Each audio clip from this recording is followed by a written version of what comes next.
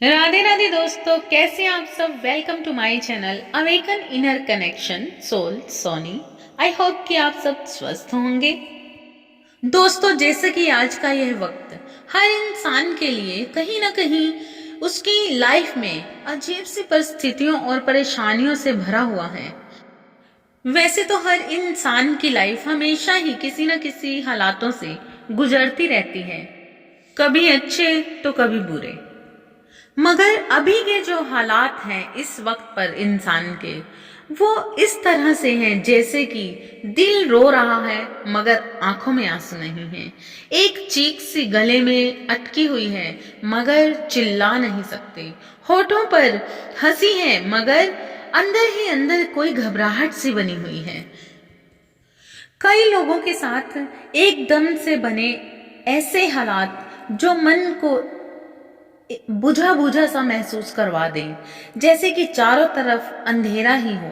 अचानक से रिश्तों में अलगाव आना, अचानक से ऐसी स्थितियां बन जाना कि जैसे कि हर रिश्ता टूट सा रहा है, चीजों का बिखर जाना, लवर्स में आपस के झगड़े, पति पत्नी में तलाक तक हो जाना, बहुत सी ऐसी प्रॉब्लम्स जो ना होते हुए भी अचानक से ऐसा लगना कि ऐसा तो कुछ सोचा ही नहीं था कि ये क्या हो गया। अचानक ही कुछ ऐसी स्थितियां बन जाना जो इंसान कहते हैं कि हमने तो ऐसा, जैसे एकदम हंसता बोलता इंसान और एकदम से ही ऐसी स्थिति आ जाना कि रोने लग जाना, मतलब अचानक ही कुछ ऐसी घटना घट जाना जो हमें एकदम शॉक्ड कर दे कि ये क्या हो गया। ऐसी परिस्थितियां इस वक्त पर बनी हुई हैं। रिलेशनशिप में प्रॉब्लम, तबीयत का खराब हो जाना, अचानक से कोई चोट लग जाना, अचानक से ही दो लोगों में बैठे बैठे झगड़े हो जाना, भाई बहन में झगड़ा हो जाना, कुछ भी, एनीथिंग, कुछ भी ऐसा हो सकता है जो एकदम से अचानक हो और मतलब तहस नहस सा जैसे लगना कि ये क्या हो गया, क्यों हो गया। मन इतना घबराहट में आ जाना कि आखिर ऐसा हो कैसे सकता है, तो ये आखिर क्यों हो रहा है। आपको लगेगा कि एकदम आप बैठे हुए, अच्छे भले बैठे हुए, और आपको लगेगा कि एकदम से आपको अपनी जगह, अपना घर बदलना पड़ सकता है, आपको शॉप बदलनी पड़ सकती है। ये ऐसा हो जाना जो आपने सोचा ही नहीं था कि अभी ऐसे कुछ भी माइंड में नहीं चल रहा और अचानक से वो स्थिति का आ जाना, जो दुख का या कंफ्यूजन का कारण बनना। अब सोचने वाली बात यह है कि इंसान की जिंदगी में तो कोई ना कोई उतार चढ़ाव हमेशा ही लगा रहता है। फिर अब ऐसा क्या है, ऐसा ऐसी क्या वजह है कि एकदम से ये चीजें ऐसे हुई। तो दोस्तों, आज का मेरा यह जो वीडियो है, ये एक यूनिवर्स का मैसेज मुझे डाउनलोड हुआ था और यह मैसेज मुझे बार बार रिपीट हो रहा है, क्योंकि जब तक यह मैसेज मैं आप तक नहीं पहुंचाऊंगी तब तक इस मैसेज की एनर्जी मुझे डिस्टर्ब करती रहेगी। ये मैसेज मुझे 10 दिन पहले डाउनलोड हुआ था, 10-15 दिन हो गए हैं जो बार बार मुझे ये मैसेज मेडिटेशन में मिल रहा है, बट मैं बिजी होने की वजह से मैसेज आपको जल्दी दे नहीं पाई या लेट हो गई। जब कोई आध्यात्मिक साधक जिसे यूनिवर्स ने चुना हो अपनी बात लोगों तक पहुंचाने के लिए, और हम अपना काम सही से नहीं करते, तो हमें इसके इफेक्ट सहने पड़ते हैं। इसलिए चलिए अब मैं आपको बताती हूँ कि ये स्थितियां क्यों बन रही हैं और इसका सलूशन क्या है। हमारी लाइफ में 4 महादशाएं होती हैं और हर महादशा में हम अलग अलग जीवन जीते हैं, जैसा कि बचपन, जवानी, फिर शादीशुदा जिंदगी और फिर बुढ़ापा। और हर महादशा में बहुत सी पीरियड साइकिल होती हैं जो 12 महीनों में एक पीरियड साइकिल पूरा करती है।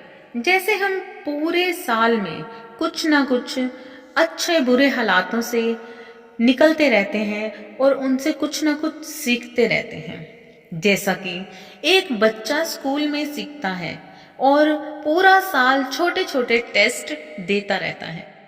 पूरे साल में जो पढ़ता है, लिखता है, उसी के बेस पर ईयर के लास्ट में वह बच्चा फाइनल एग्जाम में बैठता है और फर्स्ट, सेकंड, थर्ड पास होता है। अपनी पोजीशन के हिसाब से उसको गिफ्ट मिलते हैं।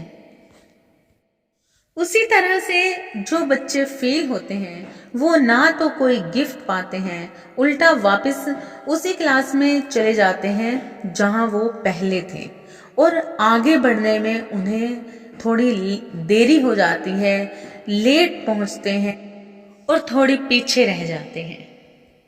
हर इंसान इस दुनिया में कुछ ना कुछ कर्म लेकर आता है और हर इंसान के अंदर दैत्य और देवता दोनों ही वास करते हैं, जो हर इंसान पर अपना अपना कब्जा मतलब काबू पाना चाहते हैं। और ये प्रोसेस पूरी लाइफ चलता रहता है। जो मनुष्य इस प्रोसेस को समझ जाता है कि हमें अपनी बुद्धि पर कैसे काम करना है और वह इंसान खुद पर काम करता है, यानी इनर वर्क करता है, तब वह अपनी विवेक बुद्धि को नियंत्रित करता है और परमात्मा मिलन की चाह रखने लगता है और इस बात को दिल से मान लेता है कि जन्म से लेकर मरण तक का सफर सिर्फ परमेश्वर की इच्छा से है और सुख दुख, अच्छा बुरा, मान अपमान सिर्फ छल है, झूठ है। क्योंकि जिसने दुनिया में भेजा है हम उसी के अधीन हैं और वो हमेशा हमारा है। वो हमें हमेशा खुशियां देता है, हम कितनी भी जायदाद इकट्ठी कर लें, मोह के बंधनों को कितना ही संजो लें या फिर अपनी देह को, अपने शरीर को कितना ही सजा लें, ये एक दिन सब मिट्टी ही हो जाना है। ये हमारी खुद की पैदा की हुई परेशानियां हैं। उसने तो हमें भेजा था यहाँ पर, सृष्टि की रचना की गई थी हमारे हंसने बोलने खेलने के लिए। और जब कुछ मनुष्य इस चीज को दिल से मान लेते हैं तब इंसान के अंदर के दैत्य और देवता इंसान को पथ भ्रष्ट करने लगते हैं और अपनी अपनी प्रवृत्ति के हिसाब से मनुष्य में काम, क्रोध, मोह, लोभ, अंधकार भर देते हैं और इंसान इनमें फंसकर अपने सच को भूल जाता है। क्योंकि सृष्टि की रचना करते हुए सृष्टि रचयिता ने देव और दानव को प्रॉमिस किया था कि दोनों में से जो भी इंसान पर अपना काबू पा लेगा वही उस इंसान पर राज करेगा। इसी वजह से मनुष्य पर अपना वर्चस्व पाने के लिए देव और दानव आपस में हमेशा झगड़ते रहते हैं, जिसकी वजह से इंसान में नेगेटिव और पॉजिटिव सोच बनती रहती है। जो ज्यादा काबू पा लेता है मनुष्य में वैसा ही देव या दानव तत्व बन जाता है। लेकिन सृष्टि रचना करते वक्त परमेश्वर ने मनुष्य को बुद्धि और शुद्धि भी दी थी और मनुष्य पर छोड़ दिया था कि वो खुद इसका इस्तेमाल कैसे करता है और वापस अपने ही अंश में मिलने के लिए अपने अस्तित्व को खोजता है। मनुष्य जब धीरे धीरे अपने पूजा पाठ से परमेश्वर की तरफ बढ़ते हैं तो कई जन्म लग जाते हैं, क्योंकि यही दो शक्तियां देव और दानव उनके रास्ता रोकते रहते हैं। तब इंसान अपनी बुद्धि से विवेकवान और सहन शक्ति वाला बन जाता है और अपने विकारों पर विजय पाने लगता है। तब हर एक पीरियड साइकिल के एंड में जैसा वो एग्जाम देता है वैसा ही वो गिफ्ट पाता है।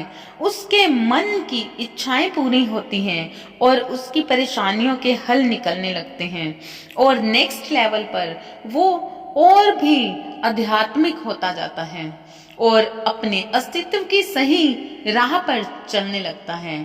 और जो एग्जाम में फेल हो जाते हैं वो दोबारा से उन्हीं परेशानियों में या उलझनों में रहते हैं जो पहले हुआ करती थी और उनकी अस्तित्व की खोज की यात्रा भी धीरे हो जाती है और कई जन्मों के बाद पूरी होती है। जब इंसान देव और दानव दोनों को ही खुद पर नियंत्रण नहीं पाने देता और सिर्फ परमेश्वर की सत्ता को कबूल करता है। मतलब जो सिर्फ भगवान, अपने परमेश्वर, जिस भी नाम से आप भगवान को मानते हैं, गुरु को मानते हैं, उनकी सत्ता को ही, सिर्फ उनकी ही अधीनता को मानते हैं, तब वही परमेश्वर, वही गुरु आगे बढ़कर उस इंसान को इतनी मजबूती और इतना विवेकवान और बुद्धिमान बनाते हैं। मतलब उनके अंदर इस चीज की इतनी ज्यादा मजबूती आने लगती है कि वह तब वो इंसान ना तो नेगेटिव सोच वाला होगा और ना ही भूत और भविष्य में रहने वाला होगा। ऐसे इंसान पर कभी भी ओवर थिंकिंग भी हावी नहीं होती है और हर वक्त वह आज में रहेगा, अवेयरनेस में रहेगा, अवेकन रहेगा और सुकून और संतुष्टि सदा उसके साथ रहेंगे, चाहे परिस्थितियां कैसी भी हों। ऐसे इंसान में सदा ही अच्छे और सद्गुणी भाव बने रहते हैं। ऐसे मनुष्य अपने जीवन से बहुत कुछ सीखकर उसमें बहुत ही पॉजिटिव और अच्छी चीजों को लाते हैं और अपने सारे विकारों से धीरे धीरे पीछे हटते जाते हैं। अपने अंदर के सारे विकार धीरे धीरे मिटाते जाते हैं, जिसकी वजह से देव और दैत्य दोनों ही डरने लगते हैं कि अब हम इन पे अपनी सत्ता को कैसे बनाए रखें, कैसे हम उनको फिर से ऐसी चीजों में लाएं कि वो इस चीज पर सोच विचार करें कि अच्छा भी होता है, बुरा भी होता है, गलत भी होता है, सही भी होता है। मतलब चीजों में फंसे रहना, नजरिए में हमेशा यही सोचना कि सामने वाले इंसान ने हमारे साथ ऐसा क्यों किया, वो चीज ऐसे क्यों हुई थी, वो काम ऐसा क्यों बिगड़ गया, मेरे साथ ही ऐसा क्यों हुआ, मेरे साथ हमेशा ऐसे क्यों होता है, मेरी किस्मत ऐसी है, मेरी जिंदगी बनी इन चीजों के लिए है। हमेशा मतलब अपने अंदर ही अंदर अपने विकारों को और ज्यादा बढ़ावा देना और इस अवेयरनेस से हट जाना कि जब सामने भी भगवान है और हमारे अंतर आत्मा में भी भगवान का वास है, जिस कर्मों के लेन देन से वो छुटकारा, क्योंकि हम जब कर्म सिर्फ हमारे एक नेत्र करते हैं और हमारे शब्द करते हैं और हमारी बॉडी करती है, और ये जब अपने कर्म, जैसे कि हम बुरा देखना छोड़ दें तो आंखें अपना कर्म, गलत कर्म करना छोड़ देगी।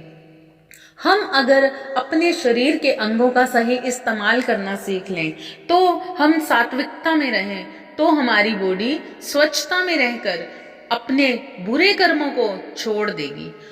अगर हमारी जुबान से हमेशा अच्छा ही निकले, हर वक्त हम भगवान के शुक्राना में रहें और हर चीज के लिए ग्रेटिट्यूड पे करते रहें और हर इंसान में ईश्वर का वास समझ के उसको हमेशा इस तरह से देखें कि सामने वाला अगर हमारे साथ कुछ बुरा कर रहा है, ऐसा ना सोचकर ये सोचें कि भगवान हमें अपने किसी कर्म की वजह से ये ठोकर हमारे लिए आई है और हम भगवान के कहे अनुसार अगर इस चीज को सह जाएंगे, इस दर्द को सह जाएंगे, तो हमारा अपना ही कर्म हम सुधारेंगे। इस तरीके से सामने वाले पर ब्लेम ना करते हुए खुद की अंदर की कमियों को सही करते जाएं, तो हमारा मन, बुद्धि, शरीर, हर जगह से हम अपने कर्मों का, अच्छे और बुरे कर्मों का लेखा जोखा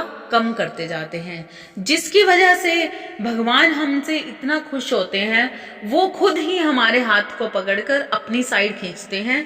तब ना तो देव कुछ कर पाते हैं और ना ही दानव कुछ कर पाते हैं, क्योंकि देव और दानव का मतलब ही यही है कि आप इस दुनिया में फंसे रहो, इसी योनियों में फंसकर हमेशा उनकी सत्ता को कबूल करो। मगर यहाँ पर ऐसा ना होते हुए देखकर, जब देव और दानव ऐसा देखते हैं, आपके अंदर के विकार आपको देखते हैं कि ये हमसे छूट रहा है ये इंसान, तब वो हमें पथ भ्रष्ट करने के लिए हमारे सामने बहुत से फरेबी सिचुएशंस बना देते हैं, बहुत से छलावे आते हैं, ताकि हम अपनी परेशानियों में, संसारिक दुखों में फंसे रहें और हमें ऐसा महसूस हो कि ये मेरे बच्चे, मेरे भाई, मेरी दुनिया, मेरा ये, मेरा वो, में फंसे हुए हमारे अपने कामों को लेकर या किसी भी चीज को लेकर किसी ना किसी उलझन में हमें फंसाए रखना, अपने विवेक, बुद्धि और सहनशीलता को भूलकर बहसबाजी और बुरे व्यवहार को दर्शाना, हमारी बुद्धि पर छल का पर्दा सा डालकर हमें नेक्स्ट लेवल तक पहुंचने से रोका जा रहा है। मतलब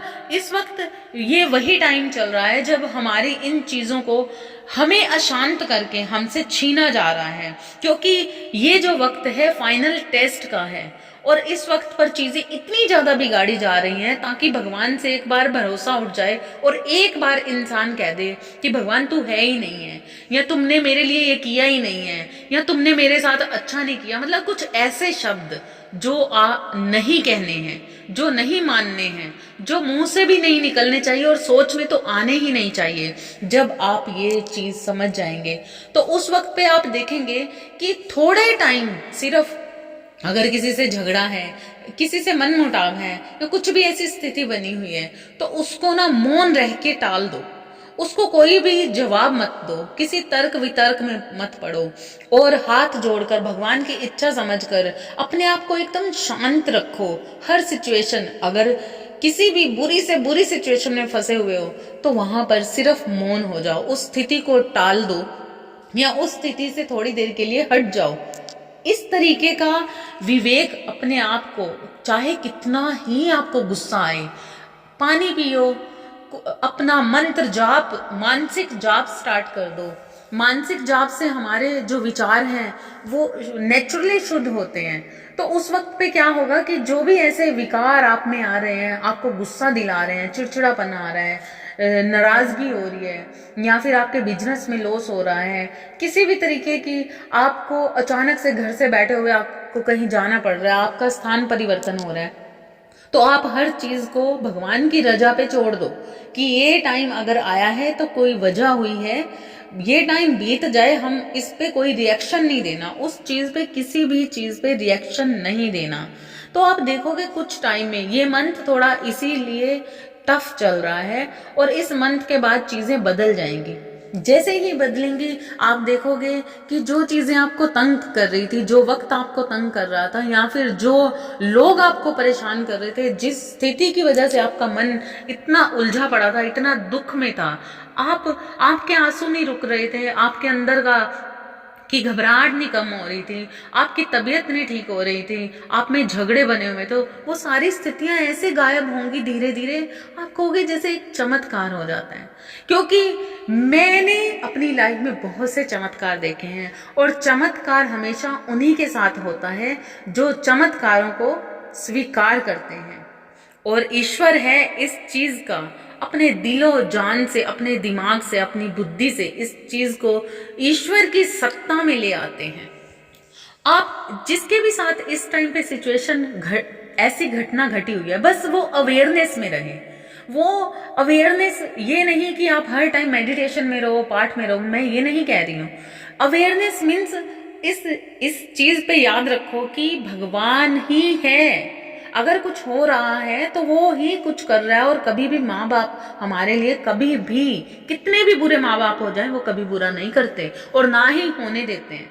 तो इस चीज को मन से स्वीकार कर लो कि ऐसा कुछ नहीं है, और लगातार जिस भी गुरु को, जिस भी भगवान को मानते हो, उनका मानसिक जाप, लगातार अपने मानसिक जाप को और भी ज्यादा बढ़ा दो, और भी ज्यादा, चलते फिरते जैसे भी आप कर सकते हो, सोते हुए, उठते हुए, आप अपने मानसिक जाप को लगातार बनाए रखो। आप देखोगे आप में इतना धैर्य है और इतनी मजबूती आएगी कि आप हर स्थिति का सामना कर पाओगे। और जैसे ही वो वक्त खत्म हो जाएगा, टल जाएगा, वो एक टाइमिंग आती है, एग्जाम दिए और खत्म हो गए, तो आप देखेंगे कि जैसा ही आपने टेस्ट दिया है, जैसे ही चाहत रखोगे मन में, किसी का बुरा नहीं चाहोगे, मन में जिस चीज की चाहत होगी, मैनिफेस्टेशंस को बढ़ा दो, अपनी चाहत को, अच्छी चीजों को बढ़ा दो, अच्छा सोचो, अपने लिए कुछ चाहते हो, किसी काम से रिलेटेड, कि अपने रिलेशन के रिलेटेड, किसी भी तरीके की चीजें, परिस्थितियों को ठीक करना चाहते हो, तो अपने थॉट्स को उसी तरीके से क्लियर करके वैसा ही सोचो कि मेरे साथ बहुत ही अच्छा हो रहा है, मैं कितनी अच्छी लाइफ जी रहा हूँ। और अगर कोई काम है तो हाँ देखो कि आपका काम बन रहा है, बनेगा और जरूर बनेगा, हर हाल में बनेगा। आपकी रिलेशन ठीक होगी, होके रहेगी और हमेशा ठीक है, होके रहेगी नहीं, वो ठीक है। इस तरीके से जब आप सोचोगे कि मुझे यकीन है अगर मैं सही हूं और भगवान ये चीज जानता है और अपनी सच्चाई पे आपको यकीन है, तो वो चीजें आपसे कभी भी छूटेंगी नहीं। आपकी कभी भी कोई भी ऐसी परिस्थिति में आपको घबराने की जरूरत नहीं है। जब आप सही हैं वो चीज आपको मिलके ही रहेगी। आपकी हर परिस्थिति अच्छी होगी। जो चीजें आपके लिए अच्छी ही नहीं है, जो बनी ही नहीं है, वो नेचुरली भगवान को हाथ जोड़ दीजिए ये कह के कि थैंक यू सो मच, जो मेरे लिए अच्छा था मेरे लिए वही करने के लिए, बस इससे ज्यादा कुछ नहीं। उसी के अकॉर्डिंग आपको आने वाले कल में आपकी हर हर चीज का सल्यूशन मिलेगा। आपको खुशियां भी मिलेंगी, पैसा भी मिलेगा, रिलेशंस भी अच्छे होंगे और हर चाहत आपकी पूरी होगी। अपनी मैनिफेस्टेशंस को पे ध्यान दीजिए कि आप क्या सोच रहे हैं। जो आपको सोचोगे वैसा ही मिलेगा। मतलब अगर आप किसी के लिए बुरा सोचोगे, किसी के साथ ये सोचोगे कि मेरे साथ गलत हुआ, गलत मतलब गलत का इस्तेमाल कर दिया आपने, तो गलत नहीं। हमेशा एक ही चीज बोलनी है, जो है बहुत अच्छा है, जो हो रहा है वो अच्छा हो रहा है, जो होगा वो भी बहुत अच्छा होगा। परमेश्वर है, ईश्वर है, तो किस चीज का डर है। और ये चीज को मन से मान लेना, मन से, और खुश रहना, आनंद में रहना, उसके साथ रहना, कनेक्शन बना के, हमेशा अवेयरनेस में, हर किसी का अच्छा और भला सोचते हुए। बस आने वाले भविष्य के लिए जैसी आपकी सोच होगी वैसा ही आपका परीक्षण होगा और उसी के बेस पर आपकी लाइफ के परिणाम होंगे, आपको वैसे ही रिजल्ट्स मिलेंगे। आई होप कि आप यूनिवर्स के इस मैसेज को अच्छे से समझ पाए होंगे और आप उस पर कैसा काम करेंगे ये अब आप पर छोड़ते हैं universe. Thank you so much. Please like and subscribe करना ना भूलें और जिसकी भी लाइफ में कोई दिक्कत ऐसी चल रही है प्लीज उनको शेयर जरूर कीजिए। अगर आपके साथ ऐसी कोई परेशानी बन रही है प्लीज आप मुझे कमेंट्स जरूर कीजिए और बताइए अपनी परेशानी। राधे राधे दोस्तों, थैंक यू सो मच।